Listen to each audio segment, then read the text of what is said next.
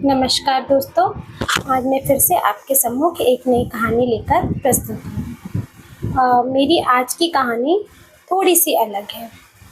तो आज की कहानी का मेरा शीर्षक है स्त्री क्या चाहती है। तो दोस्तों, मेरी कहानी का शीर्षक आपने सुन ही लिया होगा कि एक स्त्री अपने जीवन में क्या चाहती है। अगर ये सवाल किया जाए तो इस पे 10,000 पन्नों की किताब प्रस्तुत कर दी जाती है। स्त्री ये चाहती है, स्त्री वो चाहती है, स्त्री ऐसा चाहती है, स्त्री वैसा चाहती है। तो इसके ऊपर मैं आज आपको एक कहानी सुनाऊंगी। मतलब एक राज्य के जो राजा थे, उनकी भी यही मतलब अंदर से इच्छा थी जानने की कि आखिर एक स्त्री क्या चाहती है। तो मैं अपनी कहानी शुरू करती हूँ। एक बार क्या होता है, दो राज्यों के राजाओं में युद्ध होता है। तो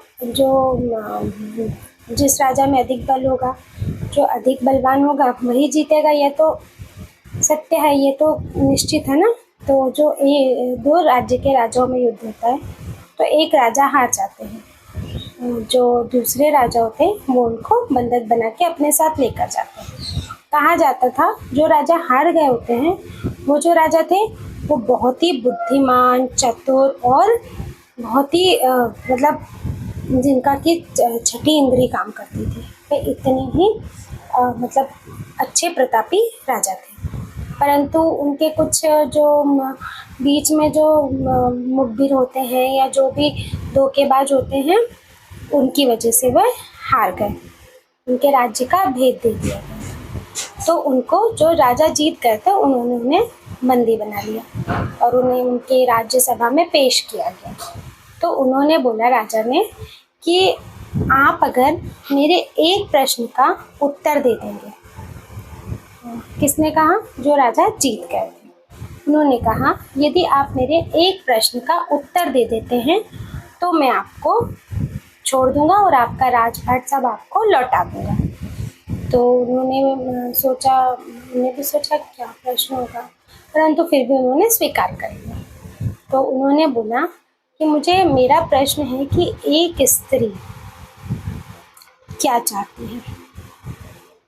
तो उन्होंने हामी भर दी, उनके प्रस्ताव को स्वीकार कर लिया और वे चले गए इस प्रश्न का उत्तर ढूंढने। उनको 1 महीने का समय दिया गया कि आपको 1 महीने का समय दिया जाता है। 1 महीने के अंदर आपको इस प्रश्न का उत्तर लाना है, अन्यथा आप आजीवन कारावास के लिए तैयार रहिए। तो उन्होंने कहा ठीक है, प्रस्ताव स्वीकार कर लिया। वे चले गए। वे जगह जगह गए। उनने दासियों से, गृहिणियों से, रानियों से और मतलब जितने प्रकार की स्त्रियां थी, जो जिस वर्ग में प्रशिक्षण प्राप्त थी, सबसे पूछा। किसी ने बोला सोना चांदी, पति पुत्र, किसी ने बोला घर की सुख शांति। सबने अलग अलग, परंतु राजा उनके उत्तर से संतुष्ट नहीं हुए। तो अंत में राजा उदास होकर आने लगे। तो जब उनके साथ उनका मित्र भी था, तो रास्ते में उन्हें एक वृक्ष के नीचे एक मुनि मिले, जो कि बैठकर अपनी तपस्या कर रहे थे। तो वे उनके पास थोड़ा सा आराम करने के लिए उन्हीं के पास में वृक्ष के नीचे बैठ गए और उनका 1 महीने का समय भी समाप्त हो चला था। तो उन्होंने बोला कि अपनी आंखें खोली, उनको देखा। फिर उन्होंने बोला, क्या हुआ पुत्र, तुम इतने दुखी से और असंतुष्ट से क्यों नज़र आ रहे हो?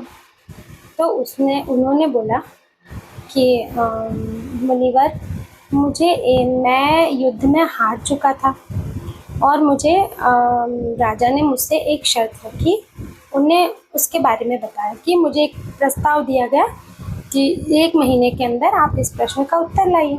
मुझे आजीवन कारावास से कोई भय नहीं, ना मुझे डर है कि मैं आजीवन कारावास में रहूँगा।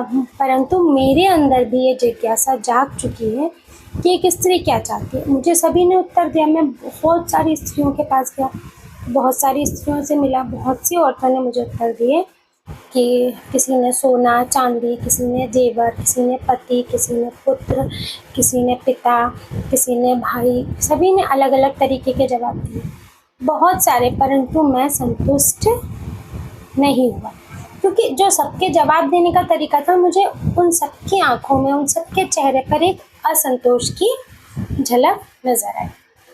तो मुनिवर मुस्कुराए और उन्होंने कहा, यहाँ से कुछ गांव की दूरी पर एक जादूगरनी रहती है, वो जादूगरनी तुम्हारे प्रश्न का सही उत्तर दे सकती है। तो राजा बहुत प्रसन्न हुए, क्योंकि राजा तो बिल्कुल निडर थे, वो किसी से डरते नहीं थे और उन्हें अपने प्रश्न का उत्तर भी चाहिए था। तो वे बिल्कुल बेनिडर होके चल दिए और उनके साथ उनका मित्र जो था वो भी चल दिया। तो वे दोनों गए। जब वे दोनों गए तो एक काफ़ी टूटा फूटा सा खंडहर था और उसके अंदर वो राजकुमार, वो जो जादूगरनी थी वो वहाँ पे थी। तो वो वहाँ गए तो वो हंसने लगी। उसने कहा कि मुझे पता है कि तुम मेरे पास क्यों आए। तो राजा बिल्कुल आश्चर्यचकित रह गए। फिर उन्होंने पूछा कि आपको कैसे पता? बोला क्योंकि आप ही वो राजा हो जो स्त्रियों के इस प्रश्न के बारे में उत्तर ढूंढते हुए मेरे पास आ सकते हैं, और यह पूर्ण से निश्चित था कि आपको बंदी बनाया गया और आपको ये प्रश्न का उत्तर ढूंढने यहाँ भेजा गया। तो राजा ने बोला कि अच्छा, तो बोले आप बताइए मेरे प्रश्न का उत्तर, जब आपको पता है मेरा प्रश्न तो उसका उत्तर दीजिए। तो उससे जो जादूगरनी थी वो बिल्कुल गंदी सी, उसके चेहरा एकदम झुर्रियों वाला और बहुत ही मतलब खतरनाक तरीके से उसका चेहरा दिख रहा था, गंदा सा, और एक उसका सड़ा हुआ दांत बाहर की तरफ निकल रहा था। तो उसने बोला कि मेरी भी एक शर्त है। तो राजा ने बोला क्या शर्त है? उसने बोला कि ये जो तुम्हारा मित्र है, मुझे इससे विवाह करना है, ये मुझसे विवाह करेगा तभी मैं तुम्हारे प्रश्न का उत्तर दूंगी। तो वो बोलती है कि मैं तुमसे ही विवाह करती अगर तुम विवाहित ना होते, परंतु मैं तुम्हारे मित्र से विवाह करना चाहती। तो राजा ने बड़ी मुरझाई हुई नज़रों से, बहुत दुखी नज़रों से अपने मित्र की तरफ देखा। फिर उसने बोला नहीं, मैं अपने मित्र का जीवन बर्बाद नहीं कर सकता। मैं भले आजीवन कारावास के लिए तैयार हूँ, परंतु मैं अपने प्रश्न को लेकर इस दुनिया से नहीं जाना चाहता। तो जब आपको ठीक लगे आप मेरे प्रश्न का उत्तर दे दीजिएगा। तो जो जादूगरनी, जो उनका फ्रेंड, दोस्त था राजा का, उसने बोला नहीं मेरे मित्र, मैं तुम्हारे जीवन के लिए इससे विवाह करने को तैयार हूँ। तो राजा ने बोला नहीं, मैं अपने लिए तुमको बलि नहीं चढ़ा सकता। तो उसने बोला कि फिर दोस्ती किस बात की? जब यहाँ तक साथ आए हैं तो अब मेरे अंदर भी जिज्ञासा जाग गई कि आखिर स्त्री क्या चाहती है। तो वो उससे विवाह करने के लिए तैयार हो जाते हैं। तो वो उनके प्रश्न का उत्तर, जो कि उनका प्रश्न था कि एक स्त्री क्या चाहती है, तो वो जादूगरनी उस प्रश्न का उत्तर देती है कि एक स्त्री निर्णय लेने की आत्मनिर्भरता चाहती है। तो इससे राजा बड़े ही संतुष्ट होते हैं और संतुष्ट होकर वापस जाते हैं, और वापस जाकर जो राजा ने उनको बंधक बनाया था उनको उत्तर देते हैं। तो जब उत्तर देते हैं तो राजा भी बहुत संतुष्ट होते हैं और बहुत खुश होते हैं। वे राजा कोई और नहीं होते हैं, वो स्वयं ईश्वर राजा का रूप लेकर, और इस बात को पूरे संसार में बताने के लिए कि एक स्त्री क्या चाहती है।